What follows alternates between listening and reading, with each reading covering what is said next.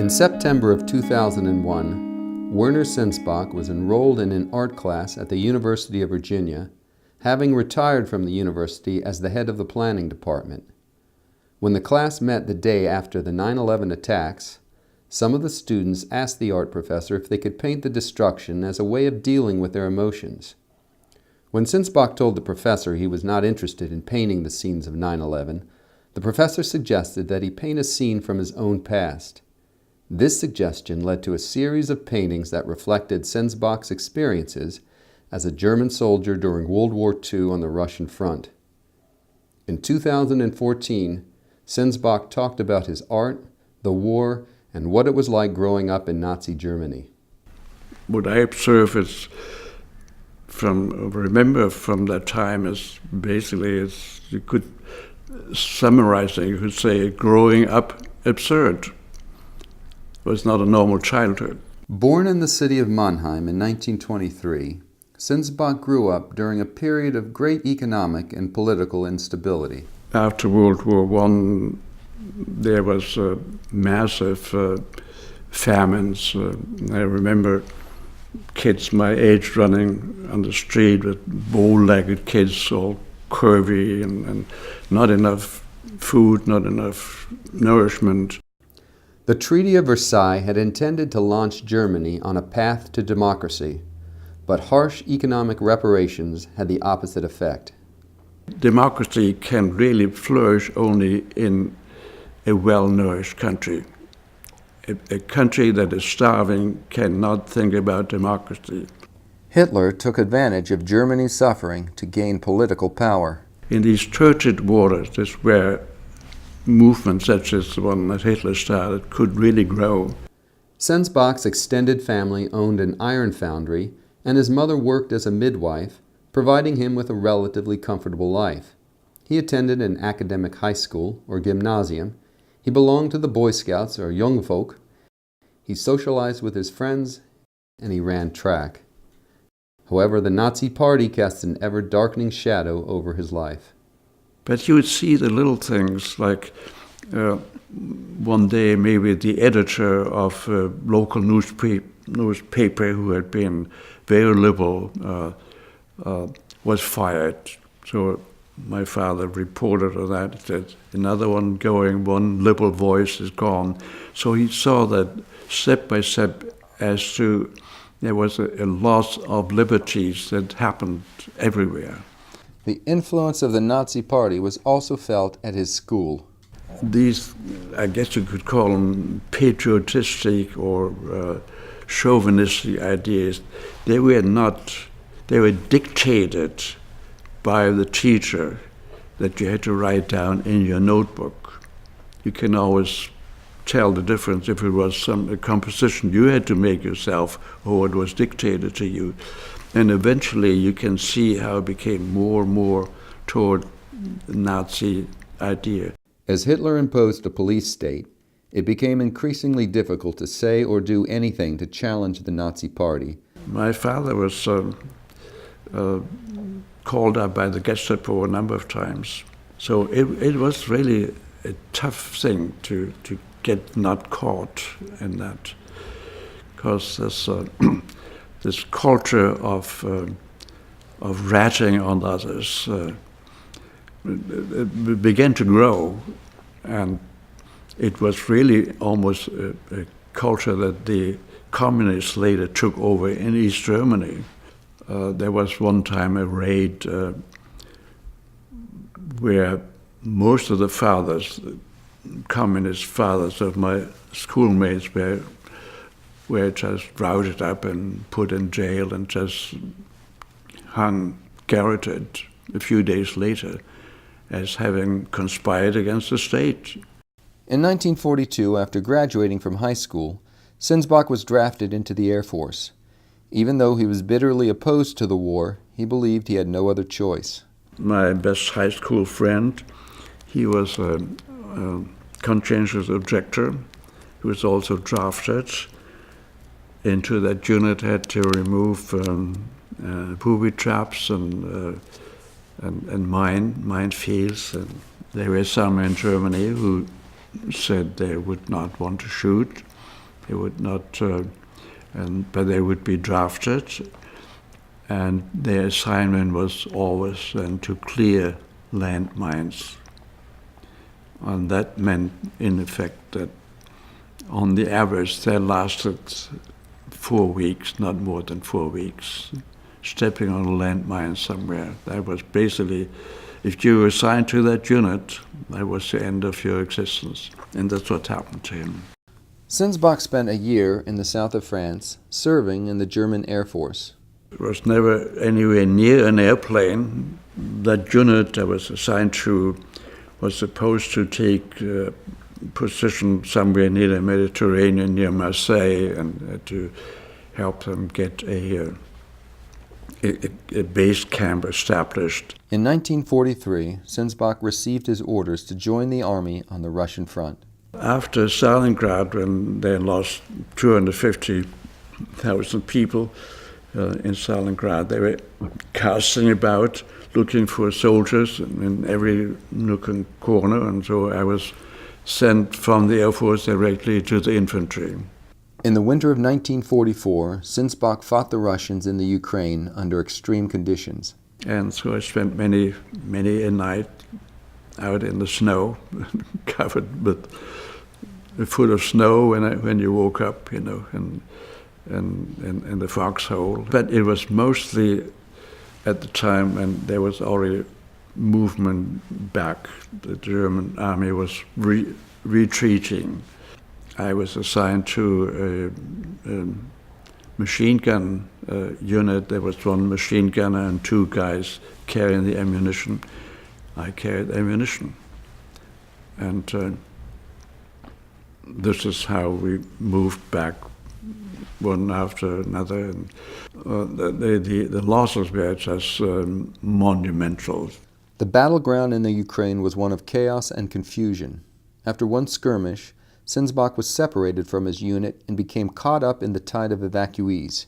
He illustrated this event in one of his later paintings.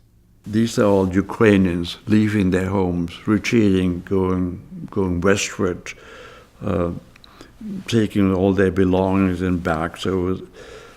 And this is a day, I've mentioned that, I spent being separated from the unit, where I was again carrying these damn ammunition cases. They were supposed to carry back safely. And as I happened to see that horse, I threw it over his back, hanging down both sides. And that white horse and I moved through that area for a whole day, and until the evening, and I eventually had to release him again and take refuge in the building. So this is one of these scenes of confusion that happened then. Reunited with his unit, Sensbach continued to fight and retreat, but there were occasional lulls in the fighting. One afternoon, I remember, this is part of one of the pictures paintings I made later. They sent me out to reconnoiter to find out how far the Russians actually were.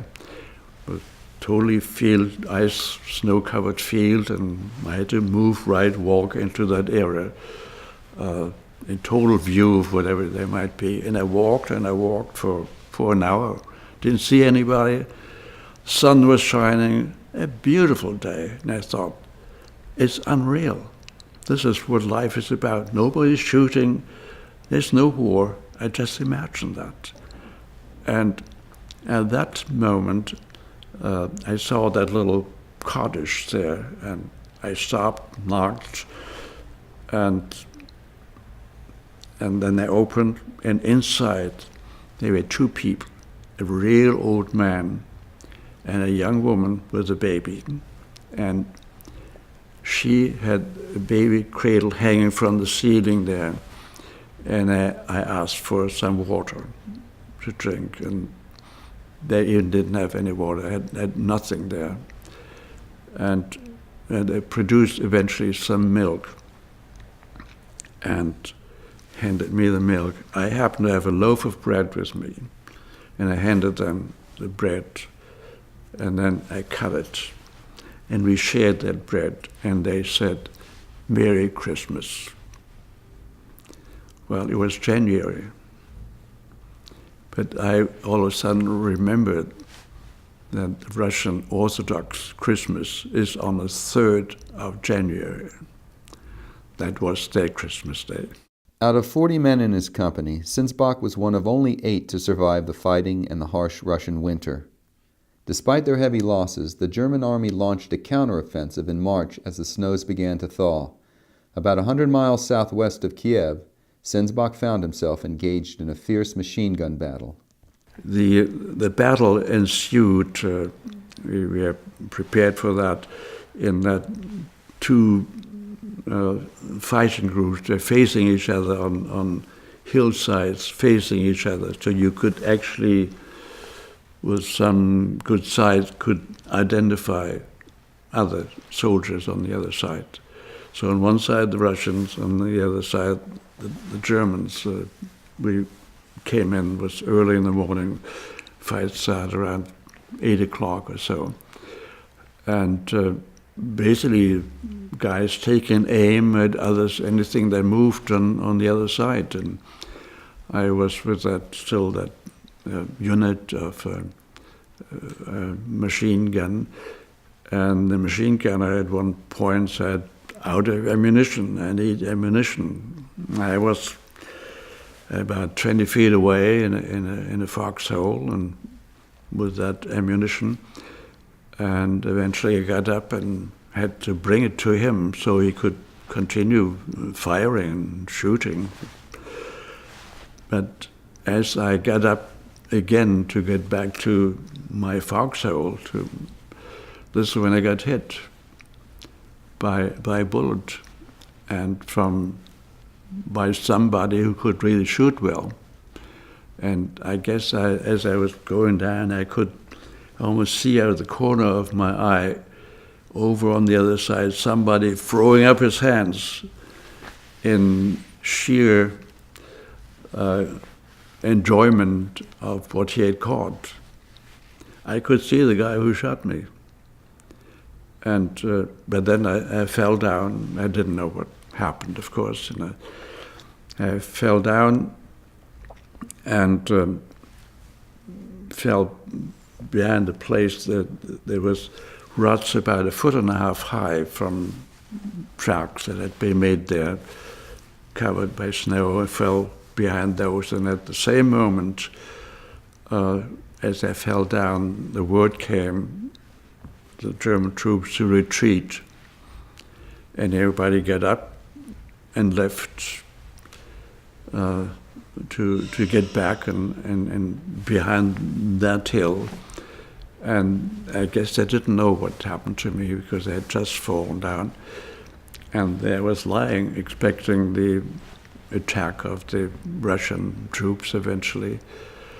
And as that did not happen the next 10 minutes or 15 minutes, I began to wonder what will happen, what I can do. And all in full sight of the Russian sharpshooters, I began to move on my right elbow because it was the left hip that had been injured, around the bottom of that hill in the protection of that rut road, until it came to the other side of the hill. It took about 3.5 hours to do that. And behind that hill, there were still a couple of stragglers from the German unit. And they saw me, and I called to them to help me, to take me back. And they said, "Well, no, we can't. You're too heavy." And they would have just left me. And then at that moment, I saw that ladder leaning against the house, and I said, "Do you see that ladder? Use it as a stretcher. You can take me back, and you are the medics. You're out of the firing line." And they saw the advantage for them and took me out. Brought back behind German lines, Sensbach was transported by horse cart and then by train back to Germany. When he finally received medical attention after 3 weeks, he was put into a full body cast. They took me back then to Germany, West Germany, and it was when it was in May by that time, 1944, and I remember the invasion of the Americans at the Omaha Beach. They had to take me down in the hospital bed all the way down into the shelter, and they were cussing over that, and everybody in the hospital was happy to know that the Americans finally attacked. Everybody was aware that this thing is coming crushing down sooner or later. During the summer and fall of 1944, Sensbach recuperated in Mannheim, which was then the target of frequent Allied bombing attacks. In December, Sensbach was sent back to the Eastern Front. This time, the transport train only went as far as Poland, where the German army was in full retreat. His squad was comprised of other wounded veterans. These were all people been injured badly. There was a guy with a wooden leg and prosthesis and one eye and limping around, and just really sad-looking bunch of men there. And we basically marched through the night. We started off at nightfall and going westward. During the march, Sensbach encountered a group of people that would later become the subject for another painting. And it was snowing, and all of a sudden a group of people joined us coming from one side. We were walking side by side. I couldn't identify anybody and who they were, except that they all had wool blankets over their faces and to protect themselves from the snow coming down. And I began to wonder who they might be, what group that was. That didn't have any uniform on. It was obvious. We also wore blanks over our heads, until I realized that these were people who had just been evacuated from Auschwitz, maybe that very afternoon. So this group I was with was about 12 guys, walked along these people from Auschwitz for about an hour, looking at each other, staring at each other, in total despair. It wasn't until after the war, when Sensbach learned about the Nazi death camps, that he realized the larger story of the Auschwitz victims. If you say where you have concentration camps, the name, of course, that was known to everybody. It's where the Germans were afraid of. But the death camps, that is a different story. And if somebody says he didn't know about it, you can't believe him, because he may not have known it. That is, again, another thing in a dictatorial society. The way information travels from one part of the country is so tightly controlled that you hardly ever know. You don't read it in the paper, and unless somebody tells you just come from some place, you're not aware of it. It's almost like a submarine that is subdivided individually so that they can cut off hermetically every piece and not permit anything to move back and forth. But from what I learned later is that we had put into another camp, the name of which I forgot, which was, however, liberated by the Russians 2 days later. So my assumption is, and I hope I'm right with that, that all of those guys whom I saw there, they all survived that war. As the war came to an end, Sensbach managed to escape the Russian army and make his way back to Mannheim. But the years after the war were not easy. Mannheim, like most other German cities, was in ruins and there were widespread food shortages. You had to spend a great deal of effort and a great part, many hours of the day of scrounging for food, where you could find it. In the first month when I came home and had no food ration papers. I took off every day after work. I took off from Mannheim on my bicycle to travel to the Odenwald to get baskets full of apples and fruits of the land and cabbage and whatever that was needed to feed a family. Did that every day for a month on end, just living out of from hand to mouth. And it was really a starvation period. Despite the hardship, Sensbach felt fortunate to have beaten the odds and escaped the war with his life. Well, this was from the first class reunion of high school class. Those people of about 32 that were in a class, only about 12 came back. So it was about 2/3 had perished in the war. In the 1950s, Sensbach studied architecture and city planning in the United States, where he married and raised his family. As the head of planning at the University of Virginia, he oversaw the design of many new buildings at the university. By the time of his death in 2015, Werner Sensbach had created a distinguished body of work, hundreds of oil paintings, watercolors, and woodcuts of buildings, still lifes, and landscapes of the Virginia countryside. Many of his experiences in the war remained forgotten until the attacks of September 11 and the challenge of creating art from his wartime memories. It was an assignment, and the teacher called it memory paintings.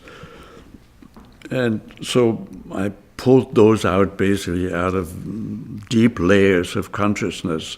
It's a liberating influence to be rid of things that you may have had to push away in order to be able to function at all. I guess you begin to learn pretty early on